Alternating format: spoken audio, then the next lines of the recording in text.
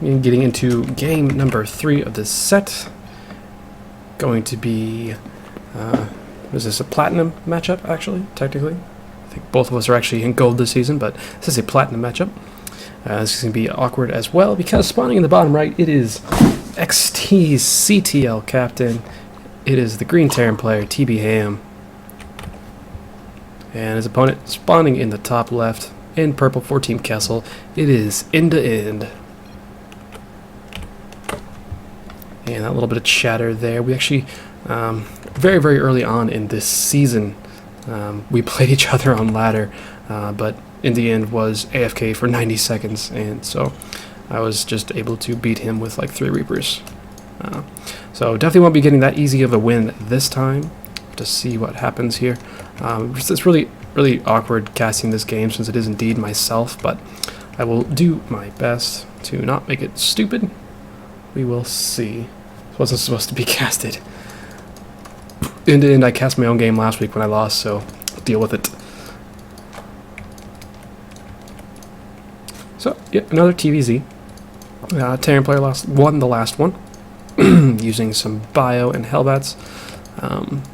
Choosing not to do any Hellbat drops, actually.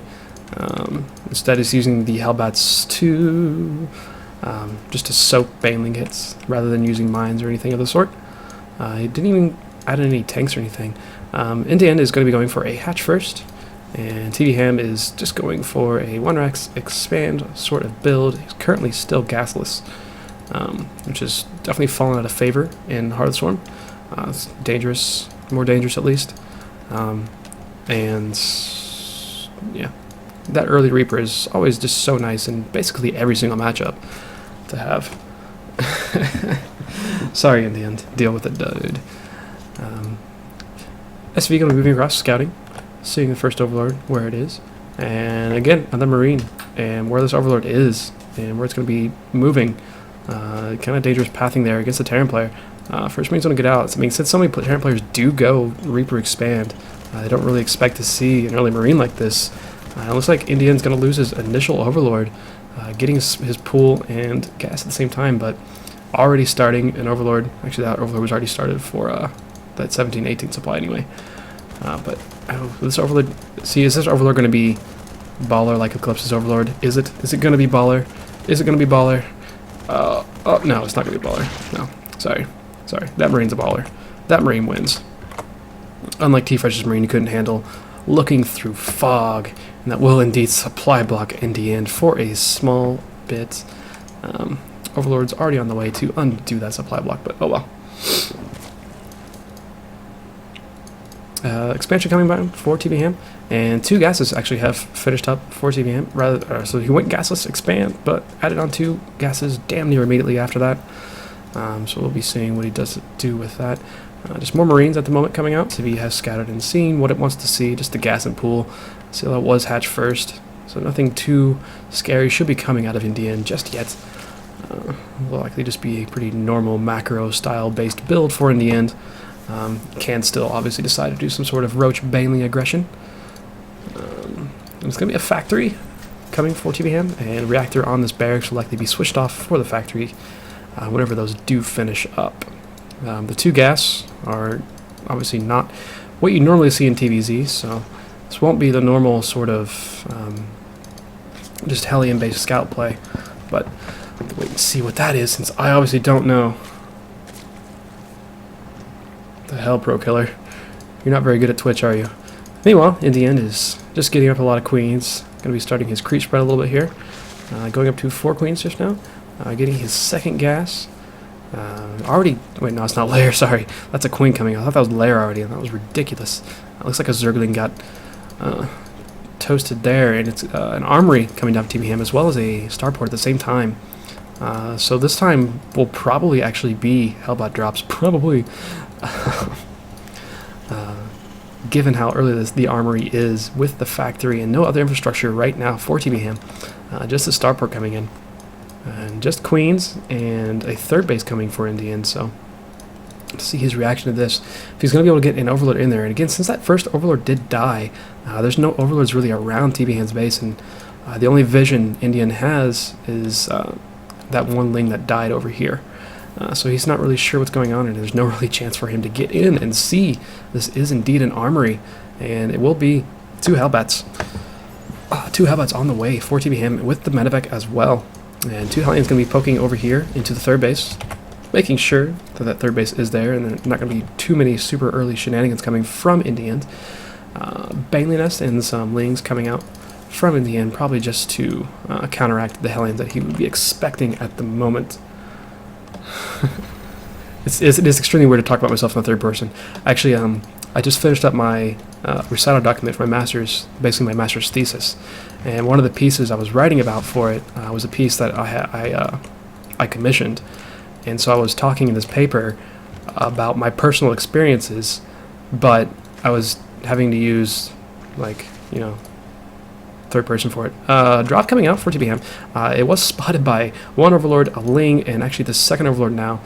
So Indaend is actually going to be in perfect position for this. Still gonna, looks like tbham's still just going to drop it anyway because F it YOLO, and Queen starts shooting away. These 2 Hellbats aren't going to get too much. They're going to kill. Maybe actually, did they get really anything? Not really. They didn't get much. 2 Hellbats went down for probably 4 Lings, I think. Given that 1 Ling, or no, it's probably like only 2 Lings. So that wasn't the greatest engagement there. Another drop moving across the map for tbham. +1 is almost finishing up for his composition, his mech there. So it will probably be mech, and he is indeed getting a 2nd factory already. Ling speed is just now on the way from Indaend, as well as banding speed. I probably just realized when his looking at his Lings going after those Hellbats how slow they were. 2 Hellbats dropped over here at the third base, taking out more or less nothing. Going for some larvae because, you know, screw larvae.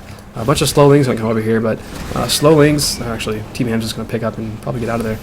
Nope, going to drop. Going to drop again. And they do surround that, given that there was a small amount of a nerf there on those Hellbats, but Hellbat is up to 12 kills here and getting healed. Gets picked up yet again. There's a Viking over here, actually, and another drop coming in back into Indaend's main base. So only 3 workers killed at the moment, but these drops are starting to get annoying, I do imagine. 1 Hellbat's still alive. A bunch of Lings over here are about to take it out, though. Another drop in the main base. Spiraling away for Indaend. He's going to be able to push away these drops relatively quickly. But some more drones getting roasted here. Meanwhile, this Hellbat does eventually die. But 2 Hellbats here going to town on the Queen and the drone line in the main base. Up to 9 workers killed at the moment. 3rd CC is finished up for tbham.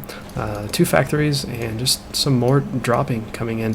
1 more medevac full of units coming in. Those 2 Hellbats did eventually get cleaned up. And it looks like the Hellbat over here got cleaned up as well. And this Queen, baller in a good spot, takes out the medevac that was trying to run away. So tbham looks like his drop aggression is going to be a little bit thwarted for the time being, but I should say that 2 more medevacs moving across the field, and this Viking is rolling around being annoying, taking out some overloads. Already has 1 kill. There's another Viking on this side of the map as well trying to take out, and tbham will be taking his 3rd base. However, mutas are on the way for Indaend. So he's going to be able to push away this aggression. Hellbats, I'm not sure if you're aware, but Hellbats cannot shoot up. So mutas are a pretty good answer to that. So that'll help him actually take care of this aggression, but at the same time, 4 more Hellbats come into the main base here. Going after the Queen rather than any drones, but now that the Queen is dead, some more drones are starting to get roasting. Now up to 12 worker kills now. Ling speed has finished, but Ling's against 4 + 1 Hellbats at the moment. But there is 1 Mutalisk here, and 1 Mutalisk is annoying enough that's going to be able to push that away. Hellbats try to come over here and get some more damage in, but completely unable to do that. So this Muta is, and actually this Mutaflock, 2 medics are running into this Mutaflock here. So the worker count has been kept low by tbham, but at the same time, he's been really unable to get much of an infrastructure up to create units that are going to push away his opponent here. Right now, just the 1 Thor, a couple Widow Mines on the way. There are 3 turrets in the main base here. There are turrets in the natural as well. 3rd base has landed, and a couple turrets being built over there. But Indaend, knowing he's playing against what he's playing against, taking another base, wise decision there. Losing his opponent is not going to be able to move out for a while at least. Drop play has been shut down pretty well by Indaend. Muta's going to swing in here and try to take out what they can. Run into a turret immediately. Going to go after an add-on there. Nice to see that.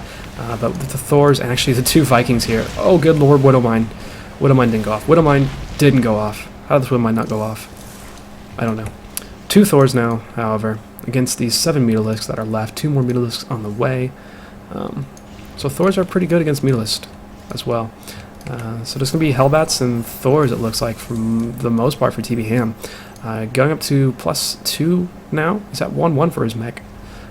His opponent is at 1-1 for melee at the moment. Getting an Infestation Pit already. Probably wants to get the Hive, maybe get Ultras out. I honestly, as in ZVT, I don't know how to deal with mech, so I'm a bad decision. Actually, it looks like it's going to be Enduring Locust. So he's going to go for Locust, Swarm of Locusts. Locust, what are they called? Swarm Host. Swarm Host. He's going to go for Swarm Hosts. Thor's going to come in here and push away these Mutas, getting a couple more kills on those. But Mutas are annoying. They did kill off the SUV that was put in this CC, so there's that. tbham, Monster of Floating Money here. 4,200 minerals at 15 minutes. That's impressively bad. Yeah, just kind of limited by his gas at the moment. Up to 3 factories, 2 more on the way. Just building some more turrets. Mutas being the only thing that can really annoy his main base at the moment. And Indaend is going to be pushing out with creep and spine crawlers, kind of playing this like you play PvZ or ZVP. Excuse me. Actually, that's a ton of creep. Look at all those creep tumors. It's a lot of creep tumors. Too bad they're not actually moving. It'd be nice to see them moving, but they aren't. So 3 more Swarm Hosts on the way to join the 1 that's already out. But no upgrades just yet. Just a +1 ranged attack has started for Indaend. So he's going to be a little bit behind on his upgrades since he was going melee originally and then tried to switch over for range. Muta's kind of out in the middle of nowhere. 1 more gets taken out. But tbham's not content to really push out at the moment. Is at 2-1 with +2 armor on the way for that. High sec auto tracking. Always nice to have later in a game, especially with PS as his 4th base is landing over here. Will likely be turned into a planetary fortress. And it looks like Indaend is just he's gonna sit back and just try to turtle up with these Swarm Hosts. See what they can do against this mech army. But with Blue Flame, and well, there's only 1 tank, but Blue Flame deals with Locust pretty well. So that shouldn't be a problem in this massive amount of Thors. There's not many tanks though, so a hefty amount of Lings, if they had like high upgrades, would probably do a lot of damage later on, but it doesn't really look like Indaend is going to get to that point. tbham moving across the map at this point. Whoops, I don't know how that happened. Good lord, mouse work. Seeing this little wall of Zerg Doom over here and just pushing into it because, again, YOLO is the key word of the year, right? Of the year. YOLO Swag 2013, Blaze Flag, yeah, no problem. And looks like we're going to have the engagement here. Locust doing what they do, being free units. But most of Indaend's army just completely melted there. And tbham is now on top of the Swarm Hosts. 174 to 90 supply, or up to 100 supply now, but that's off a Ling remax. And Ling is not really what you want at the moment in this stage of the game. Most everything has died for Indaend, but he does have all these bases here. He is on 4 bases. He does have the ability to make a good amount of units. He's kind of low on larva at the moment, and tbham's about to be in the middle of his face relatively quickly. Poking in, just a lot of lanes coming in, but that's a good amount of Hellbats with Blue Flame, with +2, +3 on the way for them as well. Indaend trying to make some Banelings somewhere over here. Banelings crashing into Hellbats do a good amount of damage. Not so great against Thors, however. But these few Swarm Hosts that are left are going to try to do what they can, but 187 supply to 70 at this point. A 4th base is well established for tbham. There's not many workers over there. Starting to add on, good lord, a good amount of CCs. That's 1, 2, 3, 4 more CCs coming in. And Indaend is going to leave this game. So tbham gonna take the game for XT, make it 2-1. Once again, I will be back shortly with our next match. Stick with me until then.